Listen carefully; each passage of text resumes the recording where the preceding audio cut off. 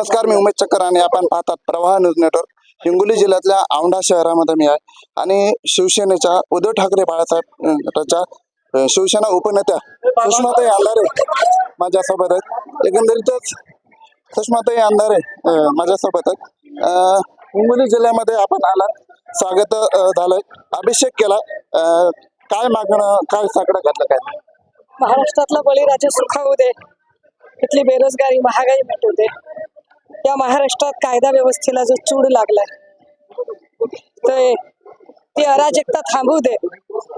मुख्यमंत्री उपमुख्यमंत्र्यांना सद्बुद्धीला हवी. काय मागणार आहे?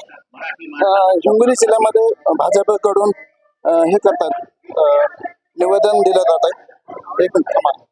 निवेदन दिलं जात आहे की अवैध धंदे थांबावे. कोणाचे अवैध धंदे असतात? काय आहे, दोन चोरांची भांडण आहे. त्याच्यामध्ये एक चोर हरला काय आणि दुसरा चोर जिंकला काय. दोघेही सारख्याच पातळीचे लोक आहेत. त्यामुळे त्यावर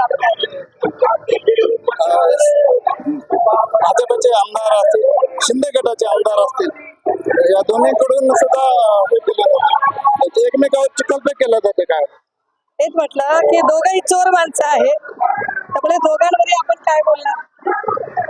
मला असं वाटतं की हे टोळी युद्ध आहे आणि शिंदे फडणवीस गटामध्ये हे टोळी युद्ध सगळीकडे चालू आहे. ह्या होत्या शिवसेनेच्या उपनेत्या सुषमाताई अंधारे आणि हे टोळी युद्ध आहे असा सुद्धा आरोप या ठिकाणी त्यांनी केला. माझे सहकारी भगवान सर, मुंबई चक्कर, प्रवाह न्यूज नेटवर्क.